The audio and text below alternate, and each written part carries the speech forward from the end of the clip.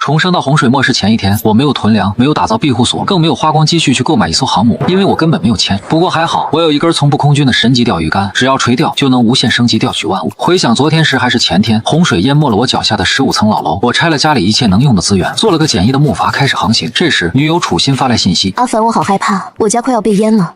你快来接我吧！我嘴角扬起一抹冷笑，没有任何犹豫，直接打字回应：别怕，欣欣，你一定要把门堵死，不要擅自行动，我一定会尽快赶去救你的。说完，我关掉卫星网络，将手机套好防水袋，塞入背包。老子救你个鬼！前世就是这女人和好兄弟陈泽亲手将我喂给了贪吃的巨齿鲨。长舒一口气，我检查了一下背包里匮乏的物资，是时候要先甩一杆了。怀着激动的心情，我立马抛动手中的鱼竿，可钓了快1个小时，水中却一点动静都没有。就在我打算提竿收线时，鱼竿顶端忽然被一道巨力死死下扯，我瞬间绷紧肌肉，疯狂摇动鱼轮收线，水中的力量很大，差点将我拉进水中。咬紧牙关，我借力提竿，下一秒红色的影子从水面冲出，垂钓成功！恭喜你，获得1包辣条，获得1点熟练值。我眼角一抽，感觉有点逆天，真就印证了钓鱼界的那句话：钓鱼佬除了鱼什么都能钓到，而且自己刚钓一次就花了10点体力，那么每天充其量只能钓10次。以目前这个速度，我想要升级起码12天。我心里清楚，自己根本没有时间发育了，因为7天后海洋生物将会迎来第一次变异，届时它们将充满攻击性，并且拥有一定的智慧。想到这里，我连忙继续回竿。片刻，远处浮漂上闪烁着一道若隐若现的淡金色光芒，难道是金色传说？我立马发力向上提竿，鱼轮飞速旋转，甚至迸溅出烫手的火星子。咬碎后槽牙，我借势后仰倒地，利用全身重量压住那已经弯成半圆的鱼竿，可拼尽全力，鱼轮也无法转动分毫。这时木筏也开始剧烈摇晃，筏体边缘不断进水，僵持了一段时间，自己身体已有脱裂的迹象。这时我却突然灵光一闪，既然自己拽不过他，不如反倒耗尽他的力气不就行了？说干就干，我立马使出吃奶的力气，将鱼竿固定在木筏的缝隙中，同时起身握住鱼竿前端当做船舵，正好冲向的是码头的方向。而当初自己就是在那里找到救命的渔船，果然这股拉力瞬间驱动着木筏飘动起来，而我则站在木筏上像冲浪般狂游。这一幕顿时把龟缩在顶楼的幸存者们看呆了，但我却根本无暇顾及这些，因为我为了防止自己侧翻，已经被水下的东西拉着，绕着码头的宽阔海域绕了几十圈。而水下的东西渐渐乏力，我看准时机，立马将鱼线收紧。下一秒，水面炸开，一团金光，一枚闪暗彩的紫黑戒指哐当落在木筏上，垂钓成功，获得隐藏道具空间戒指，稀有度异能级。戒指的空间容量随宿主精神值成长而进化，目前仅可收纳系统产出及垂钓物资，居然真的是金色传说。我瘫倒在木筏上，喘着粗气，心念一动，将神级鱼竿和辣条瞬间就收进足有5立方米的小空间中，随即热泪盈眶，合上了眼，开始飘荡。与此同时，凤江园高档小区内，楚心烦躁地摆弄住手机，还在期待我前来救援的消息。这时陈泽走出来，搂住楚心细腰：放心吧，他这么爱你，就算死也会来的。楚心轻皱了一下眉头，总觉得此事有点不对劲。陆凡这时肯定跟狗一样卖力划船呢，等他到了，我把他踹下船，去找我叔叔那艘游艇来救你们。沙发上抱住泰迪的二婶和二叔听见对话，连忙凑过来：哎呀，小泽太懂事了，我们欣儿遇到你，简直是咱们楚家的福气，可比陆凡那个废物好多了。听住两人的阿谀奉承，陈泽笑住点头应和，眼底却闪过一丝阴冷，随即双手不自觉向楚心袭去。二叔二婶见状，尴尬别过头，假装逗狗不敢有丝毫打扰。而在另一边，我休息1个小时后继续开始垂钓，因为4、5个小时后就会天黑，而夜晚的海洋将会变得无比寒冷。结果第一竿是一包香烟，第二竿是把砍菜刀，直到第4竿才发现漂浮上正闪烁着微弱的绿光。我瞳孔一缩，先调松鱼轮上的泄力装置，同时左右晃动鱼竿，乱那东西游动的节奏，屏住呼吸，下一秒摇臂飞转，顿时一个方正的棕色虚影破水而出，垂钓成功，获得隐藏道具初级工作台，稀有度精良级，用于蓝图的合成制作，每日有1次初级拆解功能，需绑定载具使用。蓝图功能仅限生活级与精良级的品质，且拆解功能每日12点刷新。望着脚下这个随时可能散架的木筏，我没有任何犹豫，单膝跪在木筏中央，双手将工作台稳稳按在筏体最厚实的衔接处绑定。下一刻，工作台骤然爆发出一道淡金色的光帘，瞬间席卷了整艘木筏，每一块木板和绳结仿佛被某种力量锁成了一个坚不可摧的整体。而工作台还有个妙用，就是拆解功能。我迅速翻找物资，包拿出4天暖宝宝，既然能拆解，看看能否变废为宝。我将暖宝宝塞进工作台格子里，伴随着光团升起又减退，一块巴掌大小的漆黑块状物出现在格子上。拆解完成，获得一个低纯度铁碳合剂材料，接触空气后会释放65C 热量，遇水不吸，持续时间12小时左右，是制作保温装备的基础材料，也可应急取暖。我去，这么牛逼！我眼前一亮，这简直是个随身小火炉啊！今晚得靠它续命了。可我刚将其收入空间戒指中，天空竟已然乌云压顶，我脸色瞬间铁青。上一世雨停后，明明放晴了整整5日，是谁没唱故事的小黄花吗？暴雨再次来袭的预感，顿时让我极其不安。一旦发生，我将迅速体温流失，很可能就会在今晚就被冻死。下一秒，惊雷瞬间炸响，暴雨裹挟着巨浪顿时向我袭来，自己整个人直接被甩飞出去，狠狠砸进了冰冷刺骨的海水中。冰冷的窒息感爬遍我的全身，忍住住肺部的剧痛，我拼命向上游动，扣住木筏的边缘时，用尽最后一丝力气爬了上去，开始迎接下一波巨浪的洗礼。不知过了多久，暴雨才转为了淅沥的小雨，但急速的失温，此时已经让我意识开始模糊。我颤抖着打算从空间戒指中取出那块铁碳合剂救命，可眼前却突然亮起一束刺眼的探照灯光，紧接着一阵低沉的引擎轰鸣声传来。我艰难地抬起头，逆光看去，那艘记忆中的破旧小渔船此刻正破开雨幕，缓缓朝我驶来。渔船停在木筏边侧后，一个体格敦实的中年男人将我背起，转而来到了渔船上，同时大喊：“待会儿把这小木筏搬上来，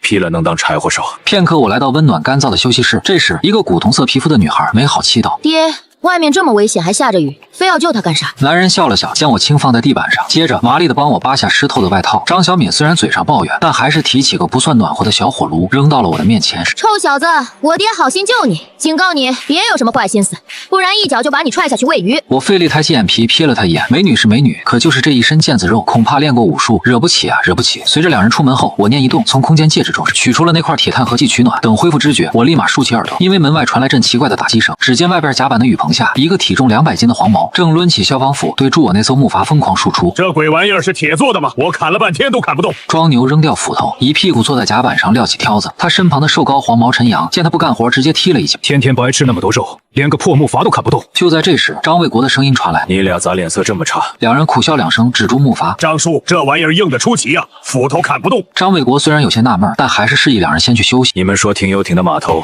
应该就快到了，找到了就叫你们。说罢，就带住张小敏回到驾驶室，看着张家父女走远，陈阳晃了晃手中的斧头，低声冷笑：“哼。”等找到了游艇，你们父女俩就等着喂鱼吧。庄牛瞬间爬起来，表情惊恐：“陈哥，咱们真要杀人啊？俺怕坐牢啊！”陈阳反手就是一巴掌：“你个猪脑子！全世界都淹了，做个屁的牢啊！”与此同时，休息室内，你捂住晕眩的脑袋，浑身酸痛，查看系统面板后，果然发现自己已经中度感冒了。在缺医少药的末世时，一场重感冒有时比天灾还致命。然而，就在你挪到连接着驾驶室的门口找水时，里面的对话却瞬间让你一震。张小敏讪讪地说道：“那俩黄毛总感觉不是啥好人，咱们真帮他们找游艇吗？”张卫国拍拍张小敏肩膀：“别担心，丫头，等找到了游艇，咱们借点油，就往西边的西环山开去。听说那里有人建立临时据点，是唯一的活路。”门外的你这时处瞳孔微缩。上一世如果自己没记错，那里是方圆500里内唯一安全的官方基地。只可惜上一世被陈泽那个蠢货拖累时，飞在海上找这艘破游艇，错过了最佳转移时间，从而让我成了他们逃亡的牺牲品。也就在我想的此刻，张小敏猛地拧开门把手，下一刻我直接摔倒在地。我尴尬地望着两人，艰难开口：“那啥，有没有水？”张卫国眉头一皱，走上前一探我的额头，下一刻直接蹦了起来：“居然这么烫！丫头，去烧点热水来。”支走张小敏，他拉开身旁的抽屉，随即翻出一个写着999的药盒。要知道，在这文明崩塌的末世，一粒药足以让2个成年男人拼上命，甚至能换昔日女神的彻夜服侍。魏国抠出一颗递到我手里，暖暖的，很贴心。这东西金贵我也不多了，你吃一颗听听吧。看住手心的胶囊，我眼神复杂。张卫国是个好人，但可惜在末世，好人通常死得最快啊。然而就当我吃完药向他道谢时，门外忽然传来一道惊呼声：“张叔，快停船，我们看到游艇了！”闻言，张卫国将舵交给赶来的女儿，随即走出驾驶室，靠在船舷边，很快便接近了游艇。可他却不知道下面发生的事儿，差点要了自己的命。陈阳给庄牛使了个眼神，跟着张卫国跳上游艇上探查，发现油表满油，游艇内部也并无任何问题。这时张卫国感觉到气氛不对：“小陈，既然找到渔船了，那咱们之前说好的借点油，没问题吧？”陈阳拍拍双手，灰尘呲牙一笑：“没问题。”张叔开口哪能不行？随即便折返回渔船拿工具，而张卫国这熟练低头整理起软管，可下一秒被一记闷棍直接撂翻，整个人直接扑倒在甲板的积水中，身子抽搐了2下不动了。陈阳扔掉木棒，甩了甩震麻的手，庄牛拿起早准备好的尼龙绳，将半昏迷的张卫国反剪双手捆了起来。忽然驾驶室的门打开了，张小敏一眼便看到倒在地上的父亲，他想都没想，直接抄起门边的消防斧冲了过去。可陈阳却反应极快，一把薅住张卫国的头发，随即将折叠刀顶在他颈动脉上。张小敏斧头举在半空，眼圈都红透了。你们是畜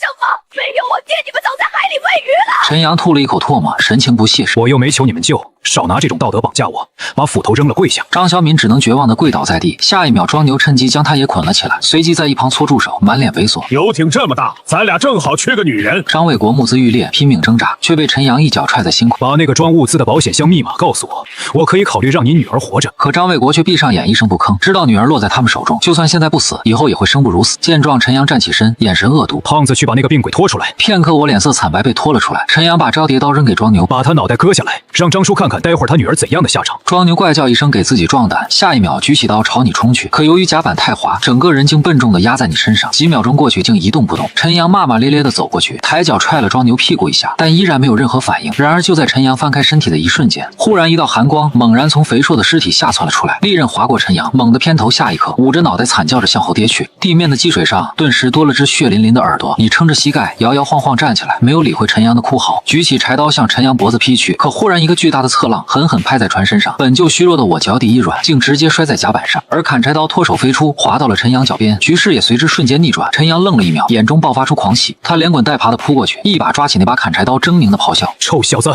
去死吧！”张小敏立马嘶吼提醒陆凡小心。然而就在刀刃落下的瞬间，陈阳却突然感觉手臂一轻，原本握在手里的砍柴刀竟凭空消失，化作一团空气。陈阳保持住劈砍的姿势，眼珠子几乎要瞪出眼眶，还没等他那迟钝的大脑反应过来，我原本空的左手猛然向后一探，五指虚握，砍柴刀又毫无征兆地出现在了我手中。随着我反手一撩，利刃直接贯穿了陈阳的整个腹腔。我面无表情地拔出刀，强忍着头疼，骑在陈阳身上就要补刀。陈阳突然裂开一排血牙，嘶吼道：“活不了，那就一起死吧！”下一刻，从怀中掏出个起爆器，死死按了下去。那是用来炸鱼的土雷，之前在探查游艇的事就被庄牛偷偷贴在了油箱旁边。我瞳孔骤缩，手中的动作加快，刚把陈阳的咽喉斩碎，一股灼热的气浪便伴随住轰鸣声从船舱底部爆发，驾驶室直接被炸上了天，而我也被气浪掀飞，翻滚了2圈，直接倒在地上。冲天火光引燃了泄漏的柴油，将半个甲板吞噬进火海中，船体进水，开始剧烈的倾斜。我顾不上难受，从陈阳的裤兜里摸出串钥匙，踉跄着冲向船头，割断了捆住张卫国父女的绳索。走，快上游艇！张家父女人跌跌撞撞跨过船舷，跳到了那艘灰白色的游艇上。张小敏站在游艇甲板上，焦急地向我伸出手：“陆凡，快上来，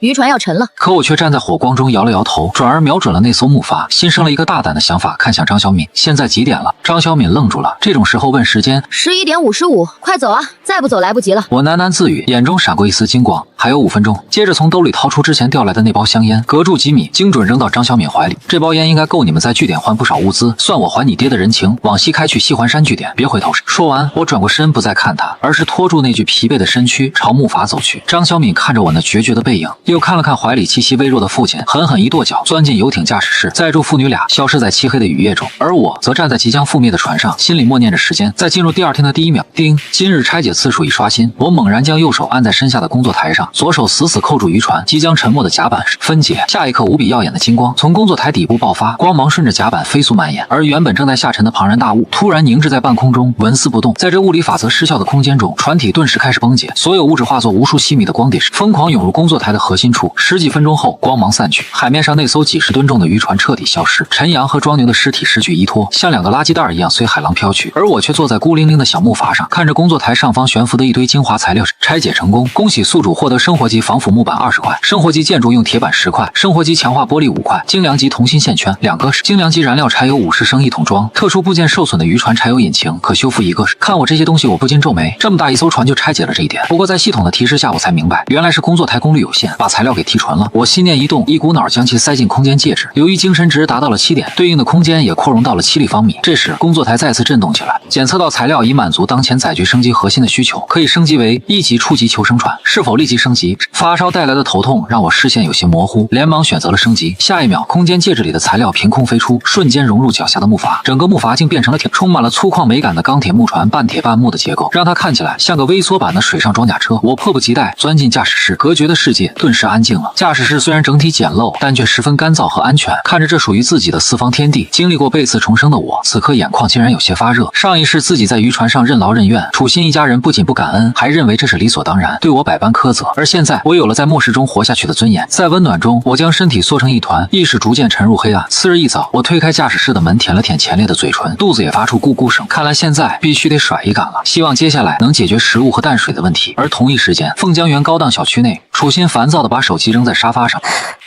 烦死了，彻底没电了。看着桌上仅剩的半包饼钱，他捂着咕咕叫的肚子，眼神里满是怨毒。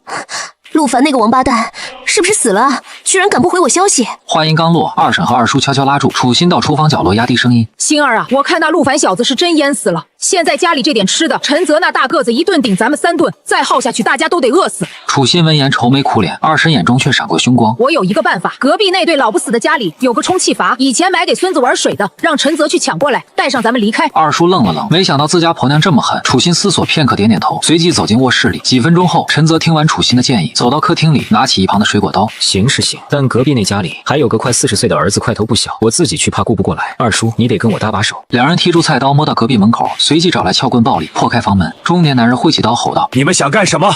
滚出去！”陈泽冷笑一声，身形暴起，手中的刀直奔对方脖颈。他练过几年散打，而且下手极黑。中年男人还没反应过来，脖子上就被划开一道大口子。老夫妻俩哭喊着扑上来拼命，场面瞬间失控。混乱中，二叔大腿被老头临死前捅了一刀。陈泽抓住机会，瞬间解决掉两人。二叔惨叫着跌坐在地，看住一屋子惨状，浑身发抖。小泽，快扶我一把！陈泽甩了甩刀上的血珠，喘住粗气走过来，接着居高临下的看着二叔。二叔伤得挺深啊。是啊，快带我回去包扎。陈泽蹲下身，声音平静的可怕。带着你还得分你吃的，还得照顾你。这船就那么大，你这么大岁数了还是个瘸子，别拖累我们了。二叔瞪大眼睛，还没来得及求饶，心口瞬间一股凉意。陈泽面无表情，搅动了一下二叔胸口的刀柄，死了一了百了，省得大家都累。没想到第二次杀人，感觉还是那么爽。缓了会儿，陈泽找到充气阀，顺便将屋内物资扫荡一空，最后把二叔尸体从窗边扔到楼下的洪水里。做完这一切，陈泽回了屋内，见二叔没回来，楚心和二婶急忙询问。陈泽红着眼眶，那群混蛋下手太狠了，二叔为了救我，被他们推下窗户了。二婶两眼一翻，嚎啕大哭，楚心也吓得捂住嘴，眼泪直掉。陈泽一把搂住楚心，把她的头埋在自己的肩膀处。欣欣还好，我命大回来了，等我养2天伤咱们就走，我一定带你活下去。楚心感动得一塌糊涂，紧紧回抱住这个满身血腥的男人。而此时下午1点，我却坐在船头，享用着自己上午钓上来的货食。上午这5竿，除了维持生存的矿泉水和牛肉钱，还有一根洁净橡胶管、1捆木方以及1包石英砂。虽说都是生活级的低阶杂物质，但在末世，这些物资都是能利用的好东西。又过了一段时间，我抓紧时间继续递竿，随着浮漂猛然一沉，绿光绽放，钓上来的物品竟让我瞬间呼吸骤停。垂钓成功，获得64式手枪一把，稀有度精良级，可靠性很强，但弹匣容量只有7发。在这个秩序崩塌的末世，这就是绝对的真理。这下真走狗屎运了。你将其小心翼翼收进空间戒指，信心大增，继续开始垂钓。但2个小时后，第7竿喜提，一个生活级的防风打火机；第8竿血，赚一床生活级的真空压缩的羽绒被。我不禁感慨，哪有小孩天天哭，哪有赌狗天天输？我要重铸钓鱼佬的荣光。果然，在自己全神贯注的第9竿时，浮漂上再度亮起期待已久的绿色光芒。哈哈哈，给爷出货，垂钓成功，获得精良级蓝图，初级低滤式淡水净化器。我激动的一拍大腿，立刻将蓝图放在工作台上查看。一个简陋却又能救你狗命的装置，相比蒸馏法所需要的能源成本更低，产出的淡水更稳定。但过程由于缺乏电力和高压泵，过程漫长的会让你像砸了它。盯着工作台，你微微皱眉。几个副材料倒是还好，但主材料光靠钓鱼太看脸了，万一期间没钓到淡水，人多半就记了。我抬头看向不远处时，前方200米处是栋30层高的写字楼，屋里肯定有鱼缸或者家用净水设备，拆出个家用 RO 反渗透膜滤芯应该不难，有枪有刀，搜楼去。可刚开动引擎的瞬间，空气瞬间凝固了，工作台上标注着一串醒目的红字：引擎状态严重受损，需精良级机械维修包或同等级零件修复制。我一巴掌拍在脑门上，昨天光顾着升级船体爽了，忘了这破引擎是坏的。黑着脸，我从空间戒指里拿出了一根木方，接着用砍柴刀临时做了个木架，开始回归原始人状态，以一种龟爬的速度向那栋写字楼死死的滑去。经过半个小时的力量训练后，累成狗的我终于靠在写字楼18层的外墙玻璃上，从落地窗看过去，里面是家被淹了一半的公司。我将船头卡在窗户内，握紧了手里的砍柴刀，另一只手感受住空间里的64式手枪，深吸一口气，翻窗进屋，水位刚好没过膝盖。我每一步都走得很轻，快速扫视了一圈，黑暗中才发现里面竟空空如也，这是被搜过了。接下来我又连续看了几家公司，但情况却都如出一辙，恐怕这楼里的幸存者已经形成了有组织的团体。冷哼一声，我目光朝天花板看去，既然集中了物资，那就省得一家家找，直接上门抢吧。然而就在你刚路过一家小办公室时，一股浓烈的腐烂的腥臭味扑面而来，我下意识屏住呼吸，贴着墙根凑到了门口。可下一幕借着昏暗的光线，竟让你看到了里面骇人的一幕。卧槽，这么狠！只见那原本不算大的办公区里，竟飘着4、5具女性不堪入目的尸体，显然生前遭受过非人的折磨。这才末世第6天，洪水还没完全淹没良知，这楼里的家伙就已经不当人了吗？然而就在我准备后撤时，楼梯上方突然传来沉重的脚步声和说话声，我迅速闪身，躲进旁边的阴影里，暗中观察。没过几秒，2个穿着肮脏的西装、面容枯槁的男人一前一后抬着一具新鲜的女尸走下来，两人像扔垃圾般将尸体扔进那间满是死人的办公室中。后面那个戴眼镜的男人抹了把脸上的汗水，麻木道：“真造孽啊！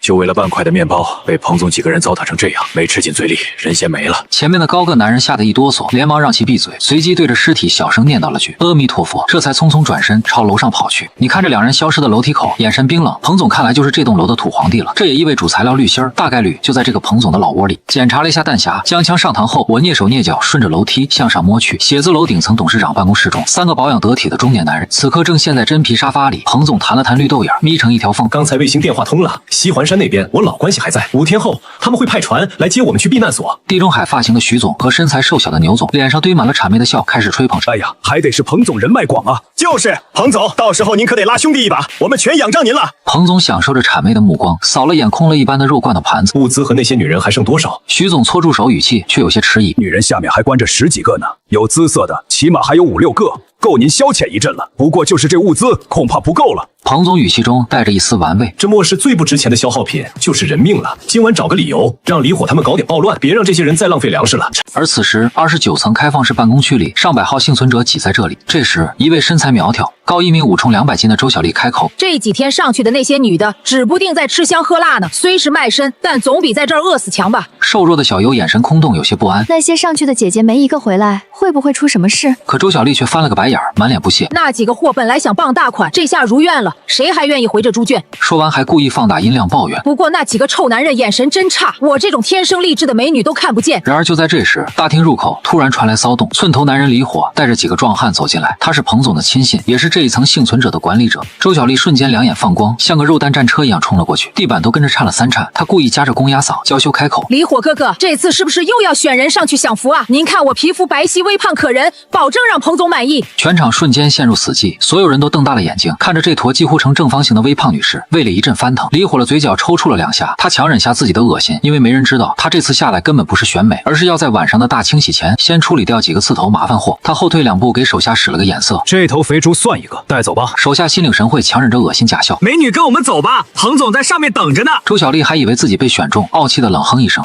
这时李火瞥见旁边小优长得不错，那个女孩长得不错，也带给彭总看看。可谁料小优刚站起身，周小丽竟突然一脚踹在他肚子上，小优本顿时后脑勺磕在地上，当场昏了过去。周小丽还假惺惺喊着：哎呀，对不起小优，姐不是故意的，刚刚脚滑了。可他心里却盘算着，绝不能让别人抢了这享福的机会。李火看小优奄奄一息，只能低声吩咐手下：这女的快不行了，找个人扔到楼下去，别死在这里。说完就带着周小丽匆匆离开大厅，走进走廊。周小丽虽然蠢，却也察觉到了不对劲，因为这些人带她走的方向根本不是去往30层的内部楼梯，而是通向楼下的安全通道。她连忙追问：李火哥哥走错了吧？这不是下楼的路吗？可话音刚落，2个壮汉就一左一右扑了上来，试图将她按住。周小丽瞬间炸毛，发出杀猪般的嚎叫。那一身几百斤的肥肉，此刻竟爆发出惊人的力量，瞬间把2个壮汉甩飞出去，动静大的仿佛整栋楼都在震动。而楼梯间里正准备摸上来的我动作一顿，死死盯着上方，忍不住吐槽：我去这楼里还养猪了，吃的居然这么好。而此时走廊里早已一片混乱，李火大怒，连忙大喊：废物都给我上！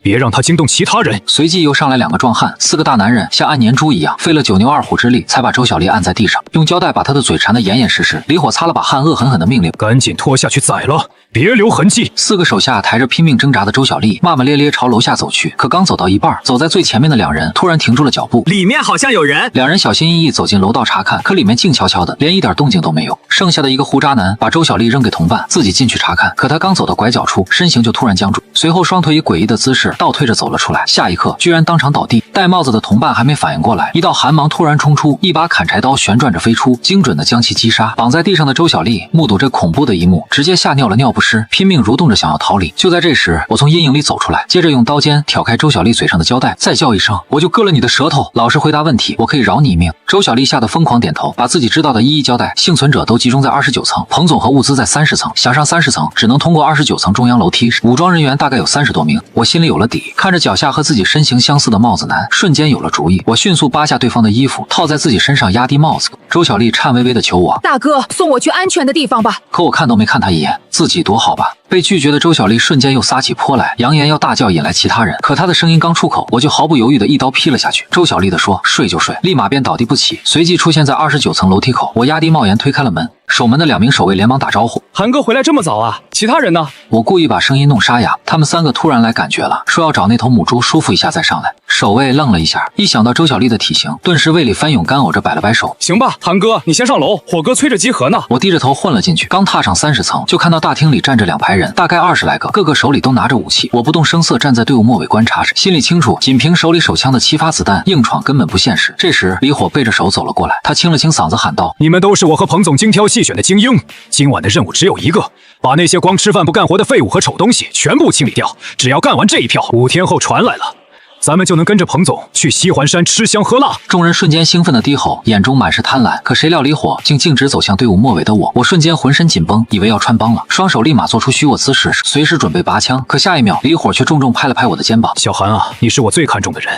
今晚的任务你来当队长。”我彻底懵了，心里直呼：“不是吧，哥们儿，我就来找个材料，你这也太搞心态了。”可这时我只能硬着头皮压低帽檐点头。李火还以为我在发抖，凑近威胁：“别给老子耍心眼，我才是老大，让你做什么就做什么。”说完又恢复虚伪的笑容，吩咐众人解散休整。夜幕一到就出发。我本想趁机开溜，可李火又摆手叫住我：“走吧，小韩，彭总要见我们，待会儿记住少说话，多点头。”我心里纵使万般无奈，也只能硬着头皮跟在李火身后，走进了彭总办公室。巨大的落地窗前，彭总背对着我们坐在真皮老板椅上，手里夹着雪茄，盯着窗外的海面出神，示意我们坐下后，随手扔出2块德芙巧克力：“尝尝。以前这玩意儿狗都不吃，现在比金条还贵。”李火毫不犹豫撕开包装塞进嘴里，含糊不清地问：“彭总有什么吩咐？”彭总缓缓转过身，语气低沉：“西环山那边来电，海里出现了攻击性极强的变异鱼类，大船换成了快艇，登船名额有限。”我顿时心里一惊，变异鱼类明明应该6天后才出现，怎么提前了？难道重生带来了蝴蝶效应？这时彭总伸出3根手指说：“只有3张船票。”还假意安抚李火和我：“你们是自己最得力的干将，肯定有你们的份。”李火瞬间眼神狂热，连忙道谢，我也跟着压低帽子道谢。可彭总话锋一转，语气变得森冷：“我们这儿的人太多了，船一来肯定混乱。徐总和牛总那2拨人现在就是累赘，今晚动手的时候，我不希望看见他们明天还能喘气。”李火立马站起身，做了个抹脖子的动作：“放心，彭总，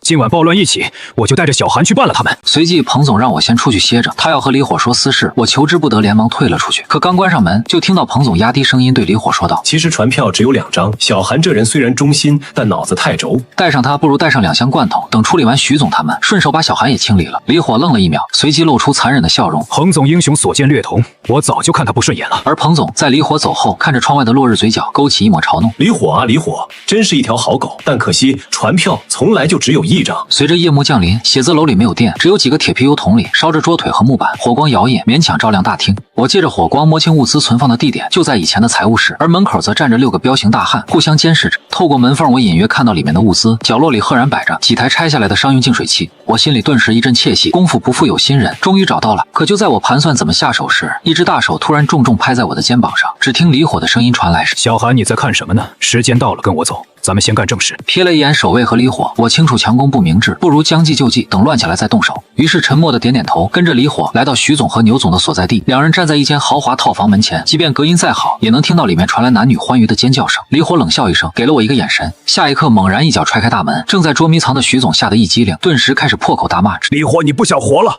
敢闯老子的房间！”李火反手关上门，2把开山刀在烛光下泛着寒光。打扰2位雅兴了，彭总让我给2位带句话，需要你们配合死一死。牛总大吼着去摸床头的钢管，可李火根本不给机会，身形一闪冲上去，2把刀舞得密不透风，直接将2人送去重生。女人们尖叫着四散奔逃，却被我挡在了门口。一个女人跪在我脚边哀求：“大哥，放过我吧，我就是想换口吃的，我什么都愿意做。”我眼神复杂，知道这世道普通人活下去有多难，立马准备开门放他们出去。毕竟场面越乱，我越好得手。可就在我扭动门把手时，杀红眼的李火却冲了上来，3两下就把几个女人搞定。屋内的惨叫声瞬间戛然而止。李火一步步走向我，声音阴沉：“小韩啊，徐总他们已经上路了，现在该轮到你了。”但我却看着步步紧逼的李火，嘴角突然勾起一抹弧度，下一秒摘下帽子，露出陌生的脸庞：“小伙啊，做人这么绝情不太好吧？”李火瞬间瞳孔收缩，惊呼：“你是谁？小韩呢？”可下一秒，一个黑洞洞的枪口瞬间对准了他的眉心，把刀扔了，举起手，我单手持枪，语气平淡。李火深吸一口气，松开手，2把开山刀掉在地上。他盯着我，心里盘算着7步之内他有把握扭断我的脖子，可他嘴上假意求饶，脚下却突然发力朝我扑来。可我没有扣动扳机，反而抡圆了手臂，像要拿手枪砸他。李火心中狂喜，以为枪里没子弹，弹，但就在我手臂挥出的瞬间，手枪突然消失，取而代之的是一把分离的砍柴刀。如此近的距离，砍柴刀精准将李火砸在墙上。李火瞪大眼睛，看着胸口的砍柴刀，又看着我手里重新出现的手枪，世界观瞬间彻底崩塌。手枪怎么变成刀的？我走过去拔出砍柴刀，这叫智取。小伙，你那群手下都在外面，开枪动静太大，容易打草惊蛇呀。李火张了张嘴，瞪着眼，彻底断了气。我收回砍柴刀，整理好行头，推门而出。大厅里20多号人已经集结完毕。这时有人疑惑问：韩队长，火哥呢？我淡定的咳了一声，火哥拉屎便秘了，让咱们先行一步。人群瞬间骚动，没人敢擅自行动。我突然提高音量怒吼道：喂，你们自己没长脑子吗？彭总交代的任务那么简单，见人就砍，还需要老子教你们怎么拿刀吗？谁要是耽误了去西环山的机会，老子第一个废了他！这一嗓子彻底镇住了所有人。一个老资历连忙跳出来附和，带着众人分3组冲向楼梯口，就连守物资的6个护卫也跟着冲了下去。不到1分钟，30层就变得空空荡荡。我冷笑一声，转身直奔物资室，里面的物资不算多，但我没心思细看，直奔角落的净水器，一刀劈开外壳，成功拾取了5个精良级。绿心心中狂喜，这下发大财了，有了这些就能造出净水器，还能保证后续消耗。然而就在我沉迷搜刮物资时，一股如芒在背的寒意让我顿时头皮发麻。下一刻，一把冰冷的匕首无声无息抵在了我后腰上。彭总的阴冷声音在耳边响起：我就知道你小子不对劲，李火去哪儿了？怕是被你杀了吧？我心里一紧，怎么也没想到彭总竟然悄无声息地摸了过来，自己接下来该如何脱身？这时彭总手里的匕首又往前送了半寸，刺破了我的衣服，还伸手在我身上摸索，但没摸到武器，只摸到了滤芯儿。他忍不住大笑：原来偷的是这玩意儿，能轻松做掉李火，还能混进来，小伙子有点手段，是个人才。他把滤芯扔回给我，后退一步，摆出礼贤下士的模样。我不杀你，还要给你一个机会，我给你一张去西环山的船票，你当我的心腹，帮我在据点建立末世商业帝国，如何？我看着他高高在上的嘴脸，嘴角扯了扯，有些不屑。就这没兴趣，一张破船票就想让我当走狗，这人简直是当土皇帝当傻了。彭总脸上的笑容瞬间僵住，敬酒不吃吃罚酒，10几年没动手了，不知道功夫还丢没丢。话音刚落，我就被彭总一拳击中胸口，瞬间闷哼一声，撞在墙上，四肢麻痹，连抬手拔枪的力气都没有。彭总缓缓抬起匕首，又给了我最后一次机会，还说要说个我肯定感兴趣的秘密，那就是官方把据点选在西环山，根本不是因为地势高。我连忙应下，毕竟保命要紧。可就在彭总准备说出秘密时，一道惊雷突然炸响，淹没了他的声音。窗外暴雨如注，彭总突然僵在原地，眼神惊恐地盯着窗外。不可能，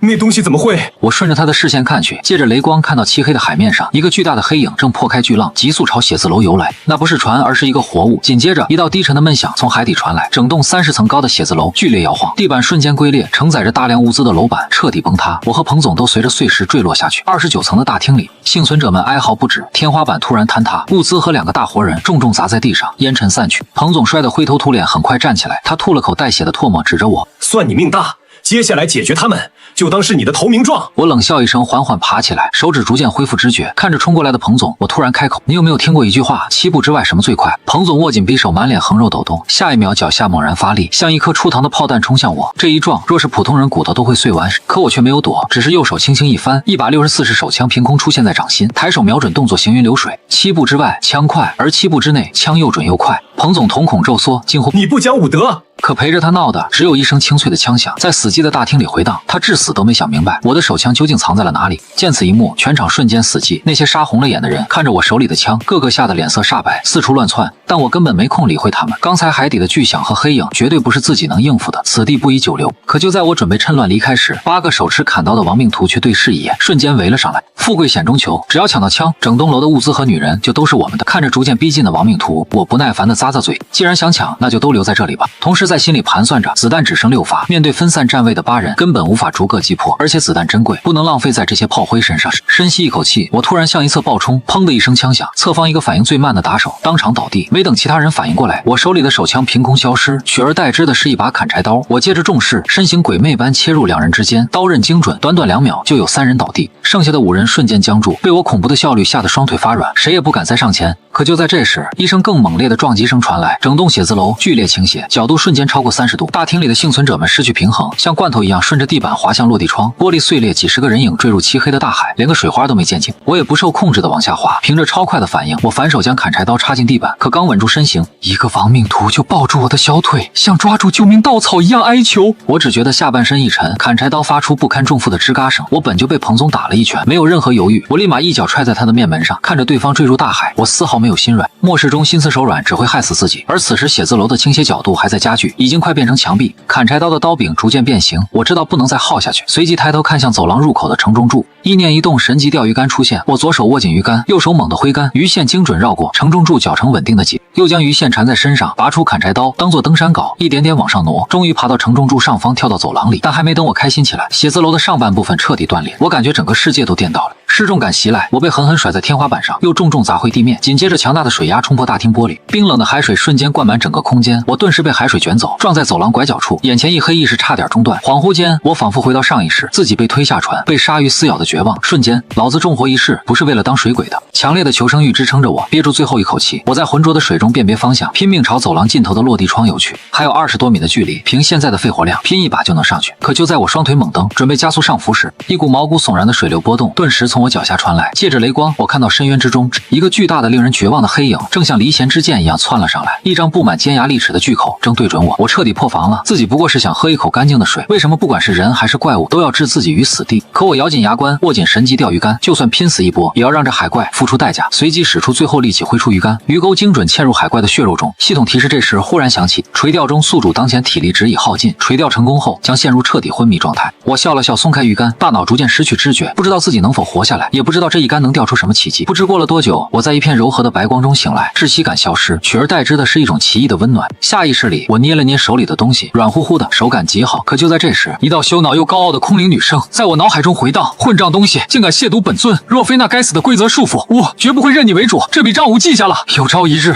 吾定要将你生吞活剥。随即，我的脸颊被狠狠抽了一巴掌，剧痛袭来，我身体猛然下坠，再次陷入黑暗。次日，我被鸟叫声吵醒，发现自己躺在熟悉的船驾驶室里，窗外海面平稳，风和日丽，和昨夜的狂风暴雨判若两人。我努力回忆着昨晚的一切，大楼倒塌坠海，被海怪吞噬，还有那个奇怪的梦，可梦里的细节却模糊不清，只记得有个女人在叫骂。我召唤出神级钓鱼竿，面板上只有垂钓次数增加了1次，没有任何新增物品，也没有熟练值和精神值的变化，这让我满心疑惑。正当我摸到自己的左脸时，一阵刺痛传来，接着窗户玻璃的反光一看，我瞬间懵了，左半边脸高高肿起，上面赫然印着个巴掌印，五指小巧细长，分明是女人的手，力度大的差点扇飞我的天灵盖。更让我震惊的是，脖颈右侧的大动脉处多了3道碧蓝色的鳞片纹路，深深烙印在皮肉里，还会随着呼吸微微闪烁，用手刮也刮不掉。我彻底懵了，船上只有自己一个人，怎会有女人的巴掌印和奇怪的纹路？难道昨晚被海怪吐了出来，又被某个女人救了，还被扇了一巴掌？想不通，我只能暂时放下疑惑，摸了摸裤兜里完好无损的5个滤芯，不管发生了什么，只要活着就有机会弄清楚。当务之急是造出净水器，解决喝水的问题。走出驾驶室，我拿出蓝图查看，主材料滤芯有了，副材料也集齐了，只差木炭碎和塑料瓶。塑料瓶在海面上随处可见，难点在木炭。想起之前刷到的求生视频，用潜流法就能制作木炭，于是我召唤出神级钓鱼竿，钓回海面上的生锈铁桶、塑料瓶和空罐头，开始动手制作简易炭窑。然而就在我准备劈木方时，砍柴刀突然断成2截，昨晚用它当登山镐，早已透支了寿命，彻底报废了。没有气馁，我用断刃当楔子，再用木方当锤子，硬生生劈出一堆木条，然后将木条塞进空罐头盒，倒扣在铁桶中央，点燃木屑，一个微型潜流炭窑就做好了。趁着烧炭的空档，我拿出仅剩半瓶的矿泉水抿了一口，又开始了今日的垂钓。毕竟在末世里，物资永远不嫌多。5个小时后下午1点，我坐在船舷边，钓鱼竿被拉成满月状，我双臂发力匀速收线，顿时一个绿灰色的光球破水而出，砸在甲板上时，垂钓成功，获得高性能作战深潜服套装1套，5点熟练值和2点精神值。我瞬间大喜过望，这套深潜服具备防刺恒温功能，还有氧气瓶、动力脚扑和探照灯。茫茫大海上，这简直就是第2条命使。我连忙将深潜服收入空间戒指，又盘点了上午的垂钓成果，还有一根碳钢撬棍和一套冲锋衣裤，终于可以换掉身上满是盐霜磨得皮肤红肿的破衣服了。换好衣服，我走到铁桶前，用撬棍挑出倒扣的罐头盒，里面的木条此时已经变成了漆黑轻盈的炭块。我快步走到驾驶室的工作台前，将所有材料放在台上，大喊：制作初级滴滤式淡水净化器。下一秒，工作台亮起微光，几秒后，一个造型奇特的净化器出现在我的眼前，产出效率每小时40到45毫升，过滤精度0.0001微米，能产出直饮级淡水。小心翼翼，我将净化器挂在窗框上，放好塑料杯，倒入浑浊的海水，看着海水一点点变得清澈。我盘腿坐在床上，眼睛一眨不眨地盯着出水导管。终于，一颗晶莹的水珠滴落，滴答声在寂静的驾驶室里格外悦耳。我知道那是希望的声音。随着4个小时后，天色逐渐昏暗，塑料杯已积攒了150毫升左右的清澈淡水。我颤抖着端起杯子，仰头一饮而尽。瞬瞬间，全身细胞开始欢呼。这一刻，我眼角再次湿润。只有经历过绝望的人才懂这半杯凉白开多来之不易。这不仅是水，更是自己活下去的资格。然而就在这时，窗外又响起了闷雷声。借着电光，我看到远处天际线的乌云比昨夜还要厚重，暴雨又要来。我心里清楚，自己重生带来的蝴蝶效应已经让这个世界变得比记忆中更加危险。提前出现的变异鱼类、恐怖的深渊巨影、频繁的暴雨，接下来的路只会更难走。放回杯子，我目光凝重看向工作台旁报废的柴油引擎，水源已经解决了，接下来就是动力和食物。光靠木桨划船，遇到危险连逃跑的机会都没有。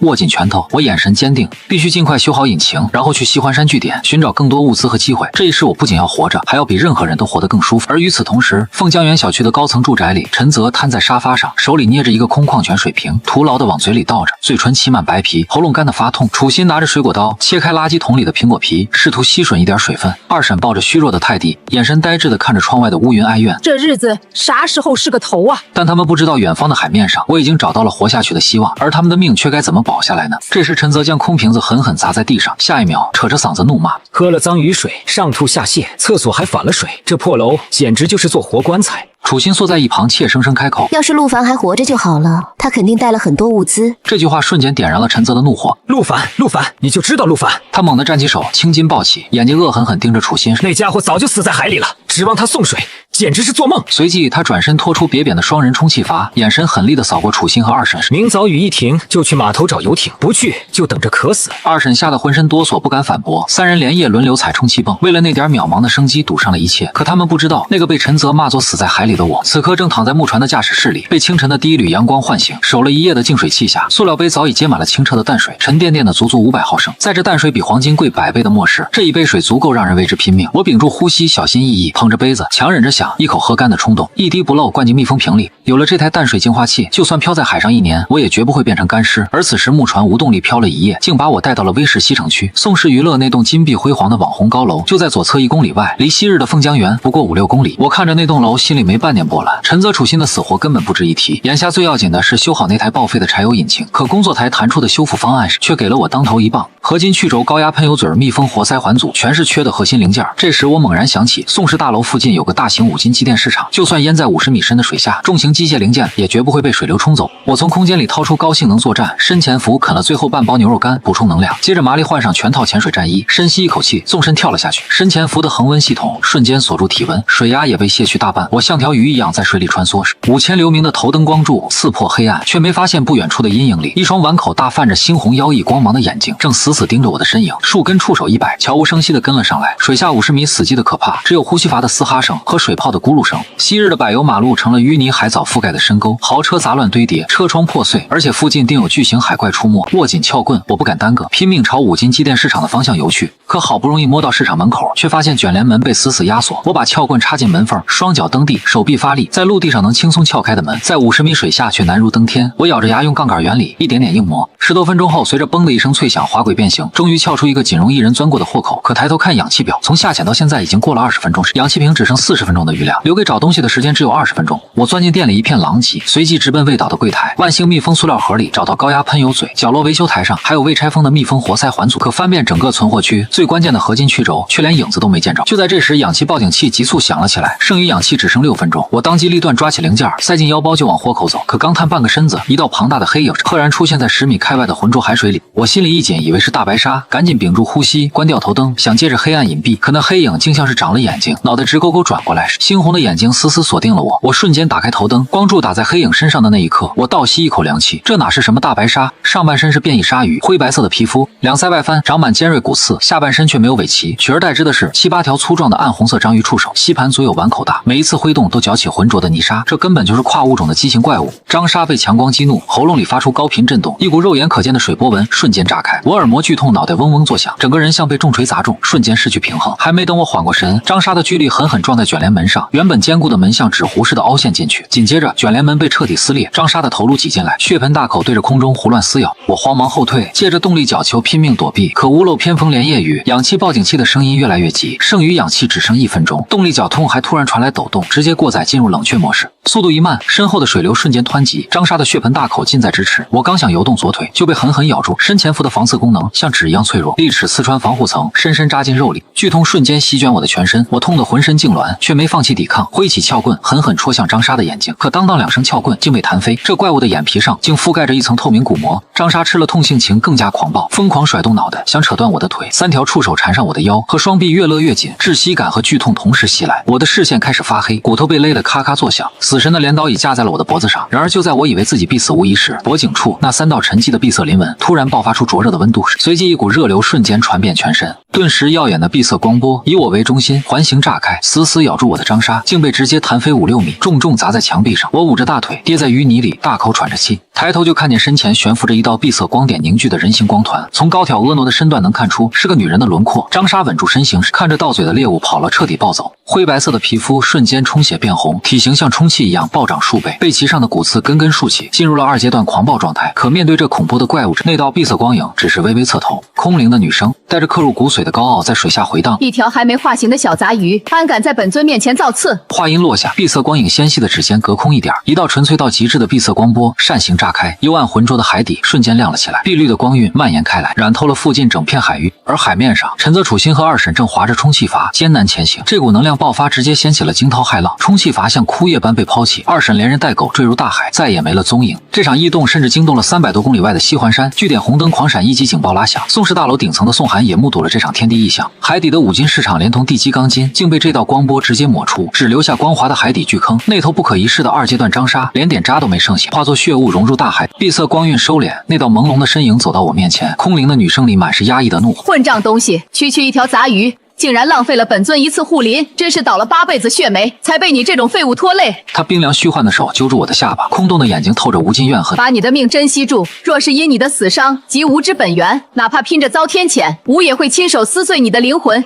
让你永世不得超生，记住了吗？我被那股威压震得心口骤停，只能拼命点头。女子冷哼一声，化作点点星光消散，保护性的光球也随之破碎，冰冷的海水瞬间倒灌。我这才发现氧气瓶早已空了，可我下意识蹬腿，却发现腿上的剧痛消失了。低头一看，身前服破了个大洞，里面的皮肤却光洁如新，连个疤都没有。我来不及感叹，借着冷却完毕的动力，脚皮又全速上浮，狼狈地扒住船舷，翻上甲板，贪婪地呼吸着新鲜空气，后背凉飕飕的，手脚止不住的颤抖。我摸向脖颈，3道闭塞鳞纹只剩2道，最下面的那道彻底消失，只留淡淡的红印。原来这是3次保命的机会，竟被我浪费了1次。而那个神秘女子究竟是谁？一指断海，翻手为云，覆手为雨，这等力量早已超出了人类的认知。可我还没从惊魂未定中缓过神，不远处的海面上就传来了划船声，一艘皮划艇朝我驶来，2个壮汉坐在船上，手里拿着自制长矛和西瓜刀，面目不善。我听着他们的对话，后舱的胡渣男嫌弃木船破旧，前舱的光头则狞笑着说要把我打晕带回去。船上的物资2人私吞，反正宋少不在乎。2人麻利翻上甲板，光头用刀背敲着护栏，颐指气使地喊：喂，小子，宋少看得起你，请你上去聊聊。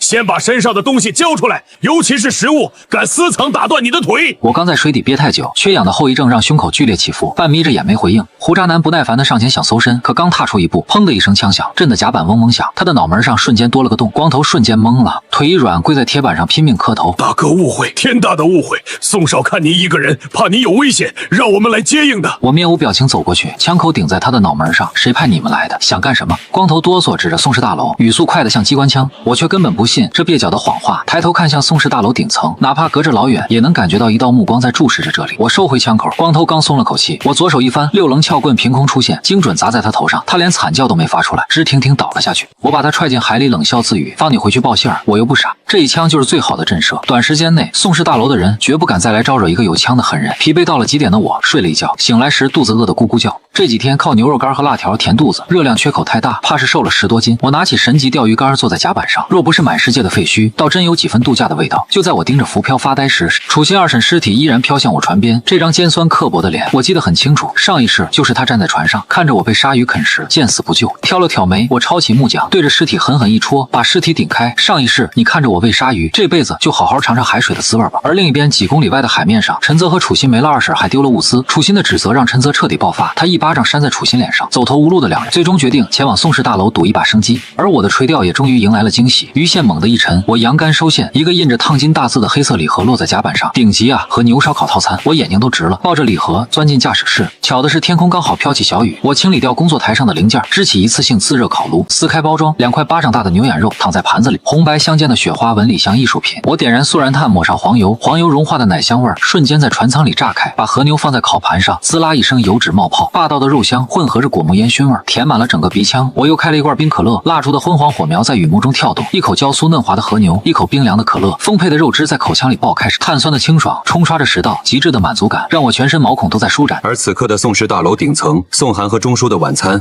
却只有切片午餐肉罐头发干的面包，还有半杯醒了太久的红酒。宋寒拿着望远镜看了我一下午，只觉得我在掉海里的垃圾，感慨道：这小子孤零零飘在海上，没吃没喝，除了睡觉怕是也没事干。现在若是给他一口午餐肉，估计都能乐疯了。他哪里知道1公里外的小木船里，我正在享受着他想都不敢想的顶级盛宴。而随着一夜暴雨过后，陈泽和楚行困在废墟里，游艇没找到物资全丢了，两人互相指责，最终还是循着宋氏大楼的广播找了过来。而我这边正对着一堆零件发愁，高压喷油嘴和活塞环有了，可还是缺合金曲轴。就在我琢磨着去哪儿找时，宋氏大楼的人又找上门了。这次来的是个穿中山装的老者，自称中将，是宋寒的人。我皱眉，右手虚握，撬棍凭空出现在掌心，派个老登来送死吗？可老者却脚下一点木挺下沉，他像大鹏展翅般纵身一跃，稳稳落在甲板上。我瞳孔骤缩，这老头竟是个练家子。他身形一动，如同鬼魅般欺近，干枯的手掌像铁钳般扣住我的手腕，顺势一扭一压，我痛得大叫：痛痛痛！我投降！我这才发现这老头看着瘦弱，力气却大得离谱。中将松开手，淡淡道：老夫此番前来，并非抱有敌意，而是代表宋少和你做个交易。宋少看上的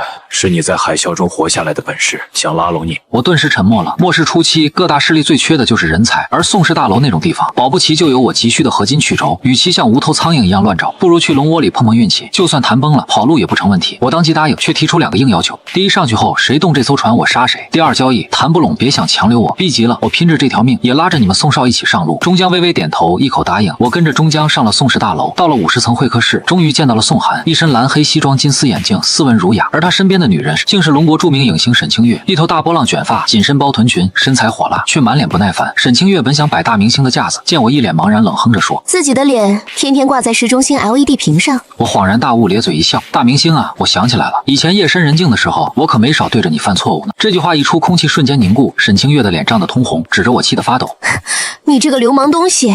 我直接无视他，转头看向宋寒，笑容收敛。宋少客套话免了，我是个粗人，只谈交易。宋寒推了推眼镜，让沈清月坐下，拍了拍手。女助理端来4份食物，每人2块厚切午餐，肉2片面包。沈清月插起午餐肉，鄙夷地看着我：这可是斯帕姆的高级货，你这辈子恐怕都没吃过这么好的东西。宋少赏你的，还不赶紧说谢谢？我看了他一眼，像看白痴一样，吃个罐头就飘得不行了，没见过世面。说着，伸手从身后掏出一罐冒着寒气的冰可乐。光吃干巴巴的面包有什么意思？宋少这么大的老板，还得客人自己准备饮料，未免太小气了吧？沈清月手里的叉子瞬间掉在盘子里，死死盯着那罐可乐，喉咙不受控制的滚动。这高糖分的快乐水，他求了宋寒好几次，宋寒都说库存紧张不给喝。宋寒强装镇定，让中将去物资房拿3罐可乐，中将推辞不喝。宋寒刚想收起来，我却一把抢过。哎呀，宋少真客气，老爷子不喝我就代劳了，别浪费。说着打开2罐可乐，左右开弓，仰头牛饮，完事儿还打了个响亮的嗝，爽。还有吗？再来2罐。宋寒紧紧握着叉子，眼角直跳，这哪里是谈交易，分明是赤果果的敲诈。可为了拉拢我，他也只能强忍。宋寒终于开门见山说起那只张沙。这片海域的张沙杀了我们不少外出搜索的兄弟，昨日那场天地异象，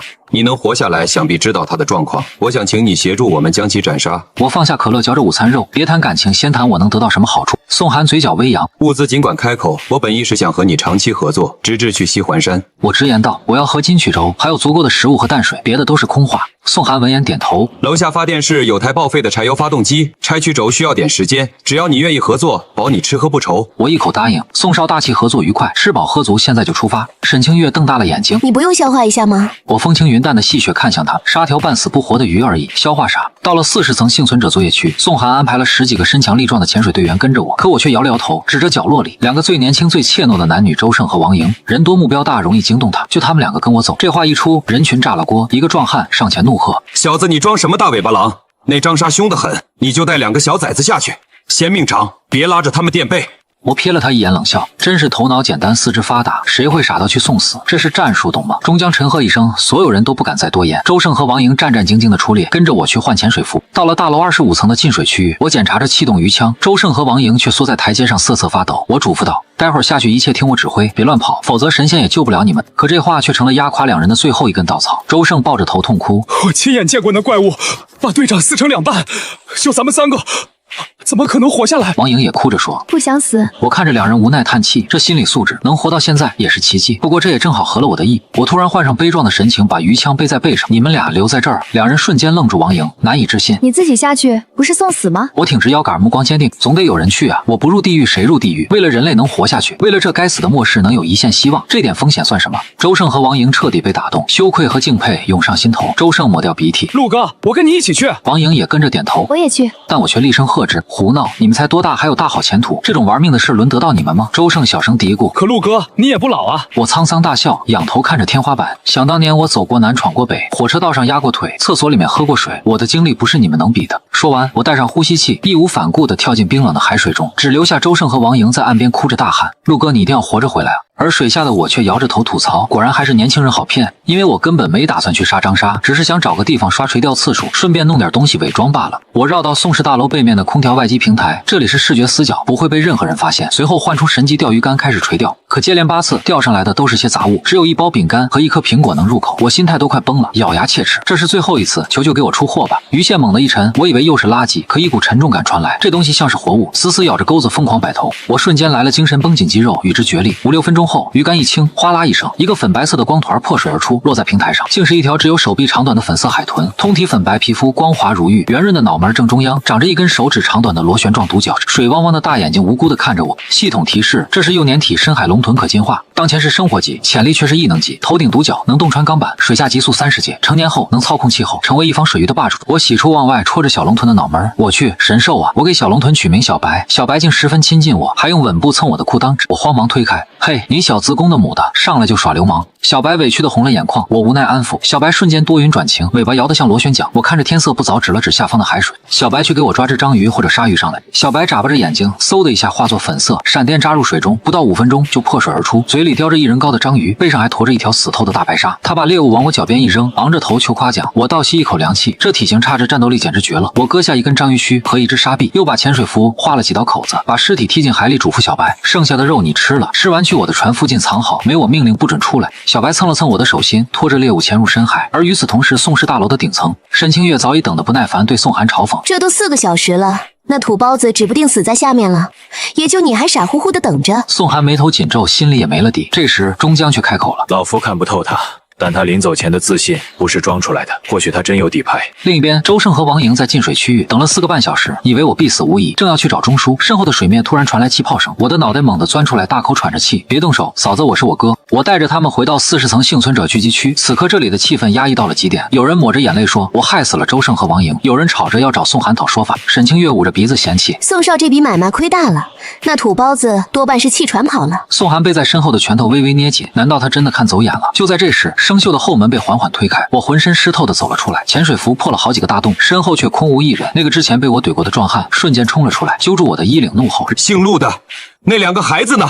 所有人都反应过来，我独自回来，定是把周胜和王莹当成诱饵抛弃了。愤怒的情绪瞬间失控，壮汉的拳头就要砸下。宋寒淡淡道：“算了，全当是我眼瞎了。”可就在拳头即将落下的瞬间，砰的一声后，门被撞开，周胜和王莹扛着章鱼须和沙臂冲了进来，大吼：“住手！你凭什么打我陆哥？”所有人都愣住了。我慢条斯理整理着衣领，指着地上的章鱼须：“这是章鱼脚。”又指着那截沙旗，冷哼着看向壮汉：“这个是你？”壮汉闻言顿时一脸懵：“这是我。”我一本正经点头：“对呀，一只沙臂，除了你还有谁？”人群中有人忍不住笑出了声。壮汉的脸长成猪肝色，拳头捏得咯咯响，可看着地上的巨章残肢，愣是一个屁都不敢放。能干掉这种怪物的狠人，谁敢惹？钟江蹲下身检查残肢，点头道：“这肉质坚韧，带着凶煞之气，正是张莎的特征。”音落下，全场沸腾，所有人都对我奉若神明。沈清月瞪大了眼睛，捂着红唇，不敢相信这个看起来普普通通的我，竟真的能单杀张莎。我却走上前，拍着周胜和王莹的肩膀，一脸谦虚：“其实我也就是运气好，要不是他们俩拼死吸引怪物的注意力，给我创造机会，我也不可能得手。”周胜和王莹瞬间懵了，两人明明在楼道口吓尿了，可还没等他们解释，就被众人簇拥起来，夸他们是英雄。我满意点头，虚名谁爱要谁要，我只要实实在在的好处。宋寒大喜过望，带我上楼谈报酬。忽然他面露难色，那台柴油机的结构太复杂，拆解曲轴需要专业工具和时间，恐怕还得让你多等一晚。说着拍了拍手，4个身材火辣的金牌技师走了进来，手里拿着精油和毛巾。宋寒暧昧一笑：“今晚你就在这里好好放松放松，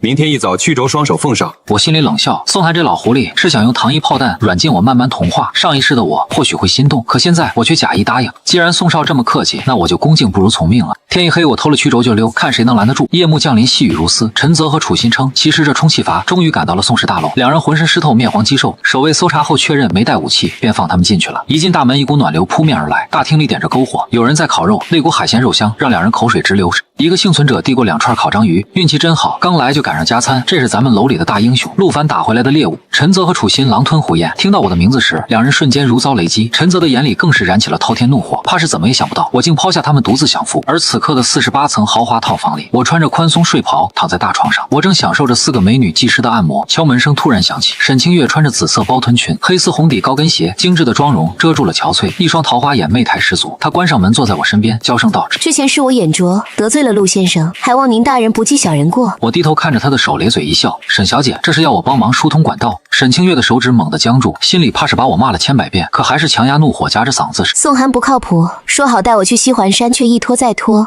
我想请你帮我帮你拿到合金曲轴，你带我一起走如何？”我挑了挑眉，一个零件换一张船票，我是不是太亏了？沈清月身子一软，贴在我身上，可却我一个闪身跳下床，她扑了个空，趴在床上一脸懵。我套上冲锋裤，一脸嫌弃，不给东西就想沾我光，这也太便宜你了吧！沈清月气得差点背过气，我却一把抓住她的胳膊：“别废话，回答我2个问题，答得上来我就考虑带你走。”随即我知道了2个关键信息：供电室在49层东侧，有守卫把守，他能支走。宋氏的中型客船远航号沉在西环山往北偏西150公里的地方，那里全天大雾，电子设备失灵，救援队不敢靠近。得知这一切，我心中大喜。那艘沉船的材料正是我升级船体建造生存设施的绝佳材料。我立刻让沈清月带我去供电室。他这骗守卫说宋少让他们去检查线路，守卫见是大明星，立马跑下楼。我趁机钻进供电室，掀开防尘布，那台报废的柴油机根本没被拆过。宋寒果然是在拖时间。我抽出撬棍，沉甸甸的合金曲轴被硬生生撬下来时，又顺手薅了几个高压线圈和金属轴承，将防尘布盖回去。我带着沈清月回到房间，开始收拾起物资，把水罐头和零件塞进背包扔给他背着。沈清月被砸得一个踉跄，瞪大眼：“这么沉，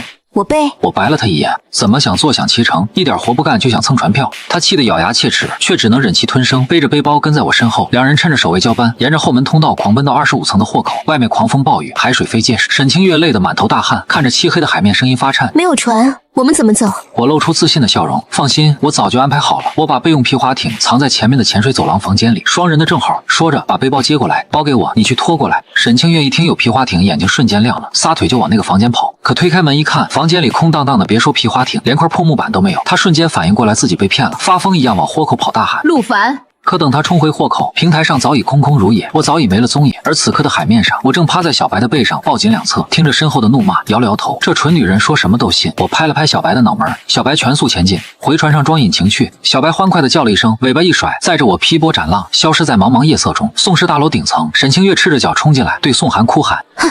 那个混蛋骗我，偷走了合金曲轴跑了。”宋寒手里的铅笔瞬间断成2截，他猛地冲到落地窗前，海面上我的那艘木船却早已消失得无影无踪。而就在这时，终将推门而入。宋少，40层来了2个幸存者，自称是陆先生的亲友，一直吵着要见您。陈泽和楚心被带进会客室，一见宋寒，立马谄媚道：“宋少，我是陆凡的兄弟陈泽，她是陆凡最爱的女人楚心，我们特意来投奔的。”宋寒冷漠道：“我如何相信你们？胃口吃的管狗叫爹的人我见多了。”两人急了，忙说：“陆凡左眼角有颗泪痣，右手手腕内侧有个腰果形状的红胎记，这是只有亲近的人才知道的。”宋寒眯起眼睛，我的泪痣他见过，手腕的胎记也隐约看到过，看来两人说的是真的。他淡淡道：“很不巧，他刚刚走了，还骗走了我这里的物资。这样的话，他的债就让你们来偿还吧。”